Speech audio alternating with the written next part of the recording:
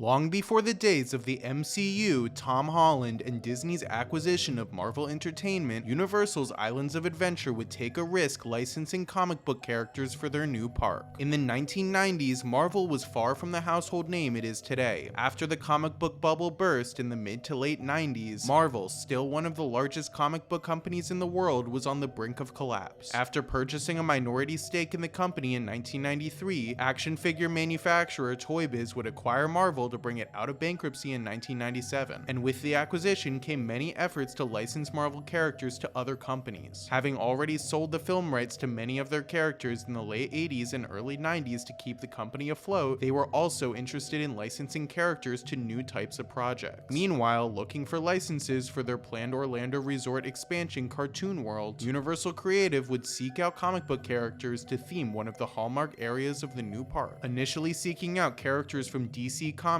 due to the success of Tim Burton's 1989 Batman film, Universal's DC Superhero Land was planned to be split into Batman's Gotham City and Superman's Metropolis. Gotham City's main attraction would be a dual-track coaster themed to a fight between Batman and the Penguin, with the area also including a Joker attraction and a large-scale Batman water stunt show. In Metropolis, however, the marquee attraction would be a Superman motion simulator ride with a queue resembling Clark Kent's day job, the Daily Planet newspaper. With plans to use other Warner characters like the Looney Tunes in Cartoon World, Universal offered a 6% royalty on the park that was swiftly declined, and with it, plans for the Florida edition had to be drastically altered. However, DC's biggest competitor was looking to get into theme parks themselves. After previously acquiring the film rights for characters Hulk and Namor, Universal then approached Marvel Comics and struck a deal to create Marvel Superhero Island in 1994. The deal, which granted Universal Studios the license for Marvel Comics' characters in perpetuity, allowed Universal to create one of the most unique superhero-themed areas in theme park history. Welcome back to another episode of Theme Park Lore, where today we'll be breaking down the history and lore of Islands of Adventure's classic attraction, The Amazing Adventures of Spiderman. Development for The Amazing Adventures of Spiderman began in 1996, with the original ride system being an omni-mover similar to classic Disney rides like the Haunted Mansion and Spaceship Earth. However, after an overhaul months into development, the ride system was replaced with an improved version of the new enhanced motion vehicle system that had been utilized in Disney's Indiana Jones Adventure a year earlier. Setting out to combine elements of their previous attractions Back to the Future the Ride and Terminator 2 3D Battle Across Time, the team at Universal Creative would incorporate cutting-edge technology into their own enhanced motion vehicle that allowed for 6 degrees of movement. In reflecting on the development of the attraction, project leads like Phil Bloom emphasized the importance of taking what they learned from 3D filming and moving vehicles to create a never-before-seen experience that even members of the team doubted was possible. The biggest problem the team faced developing The Amazing Adventures of Spider-Man was creating a technology that allowed for a stereoscopic 3D effect that remained convincing while moving, something that had never been attempted until that point. By creating a process called squinching, Universal Creative was able to sync the ride's movements with the distortion of the screen that led to the 3D effect that was perfectly timed to the rhythm of the enhanced motion vehicle. Developed by Oceaneering Entertainment Systems, Burkett Engineering, Moog, Soundalux, Kleiser Walscat, and Reinhardt Manufacturing, the brand new ride system allowed for 12 riders to experience the most immersive dive into the world of Spider-Man possible. Featuring 13 30-foot-tall projection screens, physical sets, and special effects like mists and fire, Universal's now patented ride system continues to offer one of the most unique dark rides of all time, with its enhanced motion vehicles being reused for 2011's Transformers The Ride 3D. Based on the characters and style of 1994's Spider-Man the Animated Series, guests will first enter a queue resembling the offices of Peter Parker's day job, the Daily Bugle. Taking on the role of a new reporter for the paper, guests are introduced to the Scoop, the Bugle's brand new news-gathering vehicle that will be boarded for the attraction. After walking through the office past various cubicles and the paper's darkroom and learning about the various enemies attacking New York, guests will receive their night vision goggles, the 3D glasses used to achieve the ride's stereoscopic effects before being sent out to cover the story for J. Jonah Jameson. Guests board the Scoop vehicle in groups of 4, and after, the lap bar closes and the Scoop leaves the Bugle's boarding dock. Guided initially by J. Jonah Jameson on the Scoop speaker system, guests encounter the spider signal before viewing the first 3D projection screen with Spider-Man warning of the dangers ahead. Narrowly missing a truck driven by the ride's first Stan Lee cameo, riders then have their first encounter with the attraction's main antagonist Doc Ock, with his anti-gravity ray being used on the arm of the Statue of Liberty. After listening in on a meeting with the Sinister Syndicate, strobe light effects and vibrations are used used to simulate Electro's attack. After escaping Electro, Scream, and Doc Ock, the Scoop vehicle drives riders under a large floating set resembling the Statue of Liberty's head. Spinning out into the sewer system, a fight between Hydro Man and Spider-Man ensues, with misting effects mimicking the sewer's pipes bursting. Later, Hobgoblin's pumpkin bombs are stopped by Spider-Man's webs, exploding in a 3D projection and bursting through a real brick wall utilizing a mix of animated and practical effects. After being attacked by the anti-gravity ray, guests are raised to a simulated 400-foot elevation. Using a mix of movable practical sets, wind effects, and the enhanced motion vehicle's physical movements with the car actually tilting less than a foot upwards to convincingly amplify the effect, everything comes together to create an impressive lift for first-time riders. After a quick final battle with the villains, the anti-gravity ray is disengaged, with riders experiencing a simulated 400-foot drop before being saved by Spider-Man's webs. The Scoop then allows riders to wave to the titular character and get one last glimpse of the Sinister Syndicate, now defeated, before the classic Spider-Man theme song and a voice cameo from creator Stan Lee end the attraction. When Islands of Adventure finally opened on May 28, 1999, The Amazing Adventures of Spider-Man was an immediate standout. In interviews leading up to the park's launch, Vice President of Design and Creative Development Mark Woodbury reflected on not being able to tell a Spider-Man story this perfectly without the immense technological advances the research and development for the attraction led to, and the care put into the project resonated with attendees immediately, citing the ride's 3D effects, its state-of-the-art ride system, and its simulated 400-foot drop climax. The Amazing Adventures of Spider-Man was single-handedly the ride that started conversations about Universal being a real competitor to Disney's parks. Its success later led to an international release at Universal Studios Japan in 2004, a move that American Business reported led to an attendance rise of over 1.1 million in the year after its release, and making it the 6th most visited amusement park in the world. While the attraction would close on its 20th anniversary on January 22, 2024, The Amazing Adventures of Spider-Man was a mainstay of the park's New York area and was adored by attendees. With its launch in 1999, The Amazing Adventures of Spider-Man would prove to be one of the most influential theme park attractions of all time, with aspects of the ride seeping into the rest of the industry in the years that followed. With technological advances rapidly escalating in the early 2000s and into the 2010s, particularly with Universal Studios' commitment to perfecting screen-based dark rides, the attraction's footage would start to show its age, leading to a major refurbishment in 2012. Closing for an entire year, Universal Creative remastered the entirety of the ride's video content to high definition. Reanimating 13 3D animated scenes, the remaster was able to achieve the same vibe and feel of the original attraction while bringing it into the future. With only minor cosmetic changes like the addition of the spider signal to the beginning of the ride, the legacy of The Amazing Adventures of Spider-Man is obvious within Universal Parks, with attractions like Transformers The Ride 3D taking direct inspiration from the ride system, but Universal's spearheading of 3D dark rides in the 2000s with rides like Harry Potter and the Forbidden Journey, Escape from Gringotts, and The Simpsons ride is rooted in the success of Spider-Man. While Spider-Man was already one of the most popular Marvel characters in the 1990s with its animated show and comic book line, Universal's licensing of Marvel's characters might be one of the most lucrative happenstances of all time, not only with the success of Sam Raimi's Spider-Man trilogy launching 3 years after Islands of Adventure, but the launch of the behemoth that is the Marvel Cinematic Universe in 2008. With Disney's acquisition of Marvel in 2009 for $4 billion, the film industry was forever changed, and with it, superheroes became the most popular genre in the world. With Disney's stake in theme parks, the obvious move would be to make Marvel-themed attractions as soon as possible, but Universal's ironclad licensing deal would throw a wrench in plans immediately. While Disney is able to use Marvel characters outside of the United States and in California's Disneyland, characters featured in Islands of Adventure cannot be used in Florida's Disney World, and the word Marvel cannot be used in any US park. And while characters from Guardians of the Galaxy would be utilized heavily in both Disneyland's Tower of Terror theme Mission Breakout and Epcot's fantastic Cosmic Rewind coaster, Disney's Spider-Man attractions would only be able to launch in California's Adventures campus. Launching in 2021, California Adventures Web Slingers would attempt to recreate the magic of Universal's attraction while using new technologies like hand tracking to further immerse guests in the world of Spider-Man. And while Web Slingers has the added bonus of existing in the Marvel Cinematic Universe and featuring Tom Holland reprising his role as Peter Parker, its reliance on the web-slinging gimmick, pay-to-win power bands, and its length make the attraction feel like a major step down when comparing it to Florida's counterpart. Additionally, while impressive, malfunctions in Disney's Spider-Man stunt robot would lead to further mockery on the internet. While Universal's Cartoon World never came to be and the park was transitioned into Islands of Adventure, the ideas for DC Superhero Land would seep into the rest of the park's attractions. Batman and Penguin's dual-track coaster existing in the Lost Continent as Dueling Dragons, and Superman's Dark Ride closely resembling The Amazing Adventures of Spider-Man's final product. with concept art showing the ride's vehicle closely resembling Scoop's enhanced motion vehicle and its queue resembling a newspaper office. The attraction was also rumored to end with a 130-foot drop in its conclusion. Needless to say, regardless of theming, the structure of Universal's Marvel Superhero Island was there years before ground broke and theme parks were changed forever. The Amazing Adventures of Spider-Man set the tone for Universal Studios' goals in the 2000s. While Islands of Adventure's attendance was slow to grow after its 1999 launch, the innovation of its attractions pushed boundaries and would later lead to Universal's golden age with 2010's Wizarding World of Harry Potter. Harry Potter undoubtedly changed Universal parks forever, but looking back at the early days of Islands of Adventure shows the creativity and innovation that they were bringing to attractions. The Amazing Adventures of Spider-Man showed Universal creative at peak form until that point, and while other attractions at Islands of Adventure would be landmarks in their own right, with Jurassic Park River Adventure's impressive animatronics and Toon Landing's fantastic theming, Spider-Man is clearly a classic Universal attraction. Let me know down in the comments what you think of the Amazing Adventures of Spider-Man, and thank you so much for watching. Consider subscribing if you'd like to stick around for more theme park lore, and I'll see you in the next video.